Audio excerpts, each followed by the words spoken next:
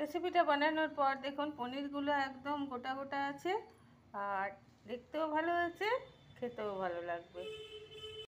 নমস্কার দর্শক বন্ধু, আমি Manjira Chatterjee, Facebook page, YouTube channel video. আজকে পনিরের একটা রেসিপি আপনাদের সাথে শেয়ার করছি। পনিরের কিন্তু নিজস্ব কোনো স্বাদ থাকে না, সেই পনিরকে ম্যারিনেট করে স্বাদ নিয়ে এসে রান্না করতে হয়। চলুন আপনাদের সাথে রেসিপিটা শেয়ার করি। প্রথমে আমি দিয়ে দিচ্ছি লবণ,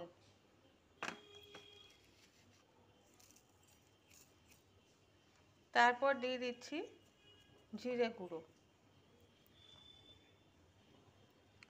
তারপর দিয়ে দিচ্ছি হলুদ গুঁড়ো, দিয়ে এবারে এটাকে আমি একটু টস করে নেব।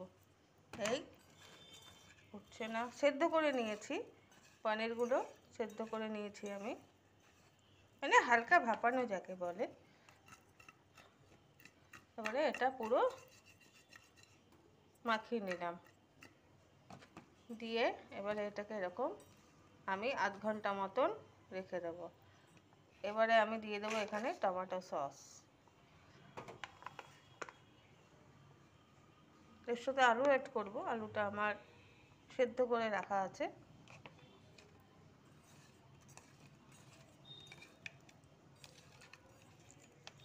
আধ ঘন্টা এটা ম্যারিনেট হোক।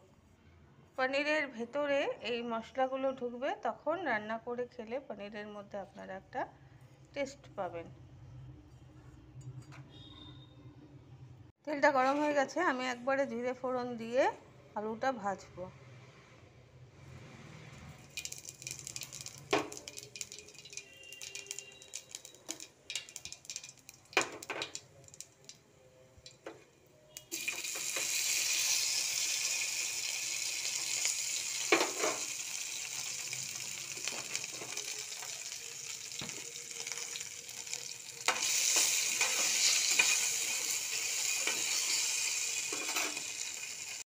এবার আমি দিয়ে দিচ্ছি এখানে লঙ্কা মাঝখানে,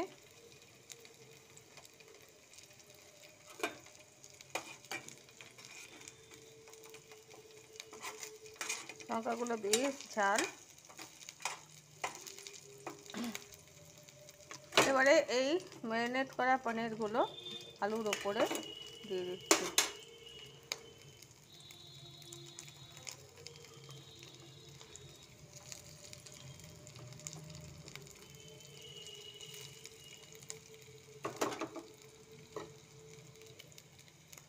দিয়ে আমি এবার বাটিটা দিয়ে ঢাকা দিয়ে দিলাম।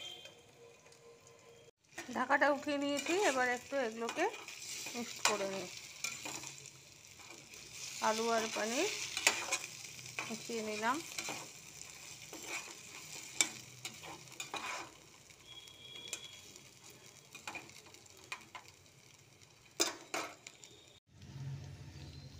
এবারে আলু আর পনির ফ্রাই হয়ে গেছে। এবারে গ্রেভি যেটা আমি ম্যারিনেট করেছিলাম, জলটা একটু পোস্ত দিয়ে এখানে দিয়ে দিলাম। একটু পোস্ত অ্যাড করেছি, চাইলে আপনারা করতে পারেন, না চাইলে করবেন না, এক্সেপশনাল এটা।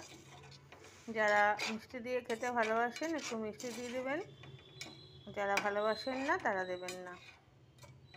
এবারে এটা একটু ফুটুক।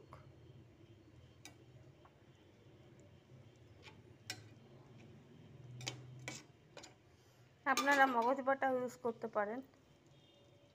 রেডি হয়ে গেছে আমার আলু পনিরের রেসিপি। ভুল বলে দিচ্ছি, পনিরকে কী বলে ম্যারিনেট করে রাখা রেসিপিটা বানিয়ে খেয়ে দেখবেন, ভালো লাগবে। ধন্যবাদ।